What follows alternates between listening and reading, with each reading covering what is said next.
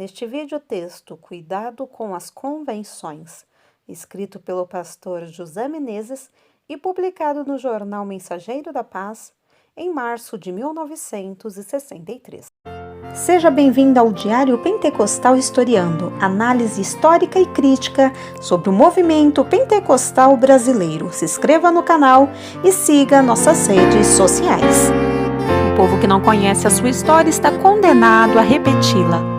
Até onde sabemos, a primeira convenção ou reunião de ministros do Evangelho é a que lemos no capítulo 15 do livro de Atos dos Apóstolos.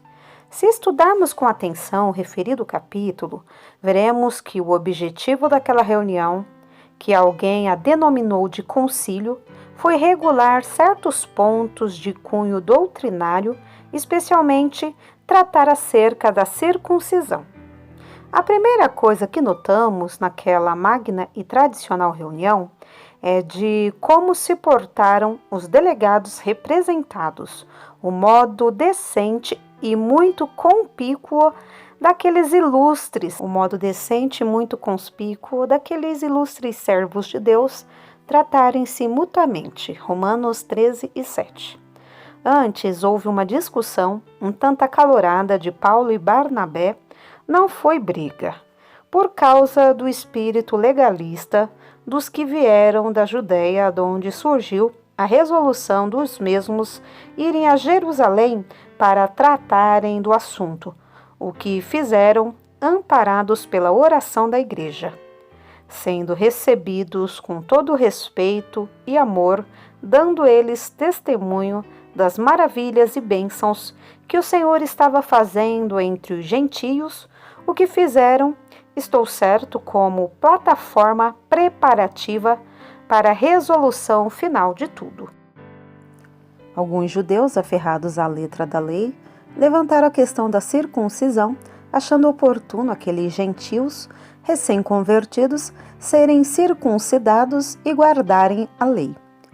Os apóstolos se congregaram em reunião especial juntamente com os anciãos, e aí o Espírito Santo tomou como instrumento o apóstolo São Pedro, o qual fez um relato curto, mas honesto e convincente das operações espirituais entre os gentios que receberam salvação e batismo do Espírito Santo, e conclui seus argumentos irrespondíveis com as seguintes palavras: cremos que seremos salvos pela graça do Senhor Jesus Cristo, como Ele também.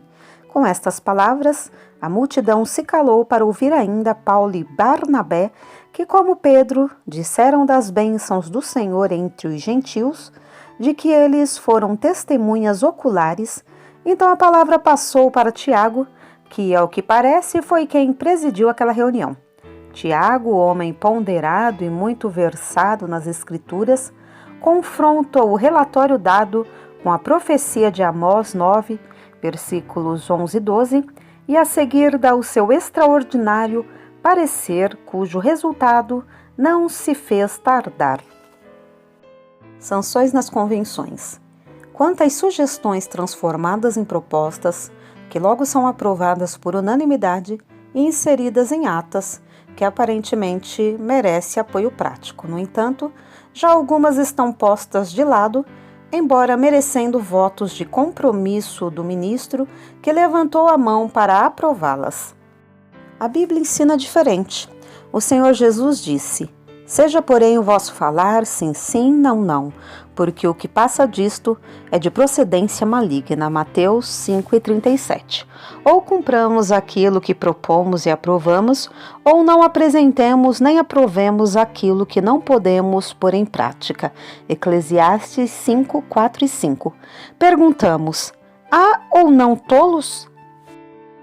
Mas, finalmente, que quer dizer convenção? O ilustrado poliglota Jaime de Siguier assim define: ajuste verbal ou escrito entre duas ou mais pessoas, aquilo que tacitamente se acha convencionado ou admitido. Ora, para que nos reunimos periodicamente em convenções gerais? Porventura não era para discutir e estudar certas e determinadas questões ou pontos obscuros que giram em torno da responsabilidade da igreja que representamos? Não é também para estreitar mais os laços de fraternidade e nos tornarmos mais cooperadores na causa do Mestre? Não é ainda para acertar os relógios entre trabalhadores e igrejas? E por que estudamos certos assuntos, aprovamo-los e depois nós mesmos invalidamos aquilo que julgamos de real valor quando aprovamos? Cuidado! Eleições nas convenções. No mundo, as eleições são modeladas quase sempre no espírito desonesto e desigual. Uns fazem cabala entre os adversários, enquanto outros catequizam e até subornam eleitores inexperientes para alcançarem a vitória desejada aos pontos eletivos. Aí, os eleitos venceram, não pela força do voto livre, mas pela força coativa disfarçada. Em certo lugar, um candidato esperto conseguiu mobilizar um grande número de eleitores por esse processo e foi eleito para a vergonha dos mesmos.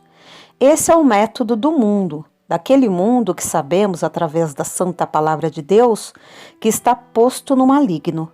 Mas entre os que estão realmente salvos, não pode ser assim. Se alguém aspira a qualquer posição eletiva nas nossas convenções, que o faça no espírito puramente cristão, visando servir ao Senhor com humildade e temor, deixando o Espírito Santo escolher seus candidatos, pondo nos corações dos convencionais os nomes por ele proferidos. O Deus que escolheu Davi é o mesmo que preside as convenções, creio assim, e pode escolher quem quiser para fazer a sua vontade. Não é decente que eu vá à convenção com a pretensão de ser eleito para ocupar qualquer lugar e leve um certo número de escolhidos a dedo para votar em mim, mesmo sem saber se esta é a vontade de Deus, e isso não agrada a Deus. Sejamos sinceros, sejamos aquilo que pregamos para os outros. Se por quaisquer circunstância o meu nome não foi votado, também não me assiste o direito de reclamar nem de censurar aqueles que não votaram em mim, assim como não devo encher-me de ira, nem me deixar vencer pelo espírito de inveja, como se ignorasse a vontade de Deus. O rabiscador destas linhas foi eleito como membro do Conselho da CPAD por aclamação e vontade livre de meus ilustres e muito conspícuos colegas, e eu não sabia se iria ser eleito, e se soubesse, não me prestaria à política de plataformas, e quem quiser o meu lugar, levante a mão. O espírito dos convencionais. Basta que leiamos na Santa Palavra de Deus, então saberemos em que espírito devemos nos apresentar numa convenção onde somos considerados com justiça como servos de Deus que ensinamos às igrejas que dirigimos dentro do verdadeiro escopo bíblico no espírito modelo Mateus 11, 29 e 30. O ministro de Deus deve moldar-se aos melhores métodos quando reunido em convenção. Espírito de paz, de amor, que é o Espírito de Cristo, Romanos 8, 5 e 9, Gálatas 4 e 6, no qual estou certo, o convencional levará todas as vantagens nas deliberações e estudos dos assuntos importantes e de responsabilidade geral. Pregamos o amor de Deus para pecadores, ensinamos os irmãos aos quais apresentamos e que nos dispensam todo cuidado e boa vontade, cercam-nos de honra e até louvor, com alguma exceção, ouvem aos nossos apelos e gostamos quando somos atendidos e acatados e tratados com todas as demonstrações de respeito, e alguns há que vão além do possível, exigindo dos irmãos aquilo que eles mesmos não podem e nem querem fazer. Mateus 23, do 1 ao 4. Apresentam-se na tribuna com rosto de anjo, aparentando completa obediência e submissão à palavra de Deus, mas quando estão reunidos em convenção, viram o disco com rapidez de um relâmpago e as pedras começam a chover.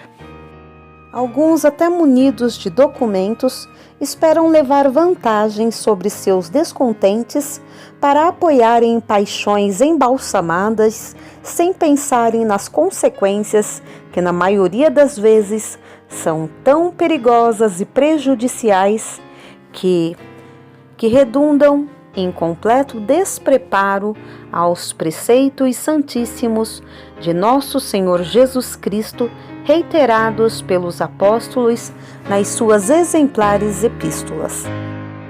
Constantemente ouve-se apartes, revides e réplicas, em tom agressivo, deixando transparecer o ódio, o espírito prevenido, que não é fácil culminar em brigas e intrigas entre debates acalorados, pulverizados de palavras que melhor seriam adaptadas aos parlamentos políticos, onde tantas vezes temos lido de acontecimentos vergonhosos e até crimes adretemente perpetrados. Chamaríamos convenção a uma reunião pintada com aquelas cores? Teríamos coragem de dizer na presença de Deus aquelas palavras nossas se estivéssemos na presença pessoal de Jesus?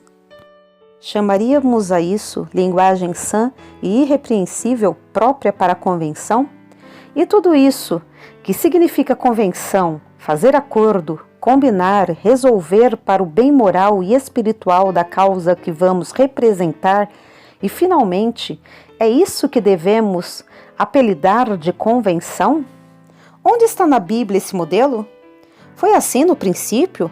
E foi este o exemplo que nos legaram os servos de Deus quando se reuniram para tratarem das coisas concernentes à causa santa do Evangelho, o mesmo que recebemos? Com quem aprende o homem a brigar? Onde está escrito o mandamento? Brigai uns com os outros, desentendei-vos nas convenções e maltratai os irmãos? Será que há diferença nas Bíblias contendo uma mais versículos que as outras? Até onde conheço, mesmo com as recentes revisões, a minha Bíblia permanece inalterável, sempre a mesma, com os mesmos ensinamentos que nos foram transmitidos pelo Espírito Santo, na instrumentalidade de homens santos inspirados, segundo de Pedro 1, 19 e 21. Oremos a Deus, meus ilustres e nobres colegas, santos obreiros da causa bendita de nosso Senhor Jesus Cristo. Oremos para que a nossa pregação e ensino sejam acompanhados da sua própria roupagem recomendada pela Santa Palavra de Deus. Provérbios 14, 22, Tiago 2 e 12. Cuidado com as convenções. José Menezes, 1963.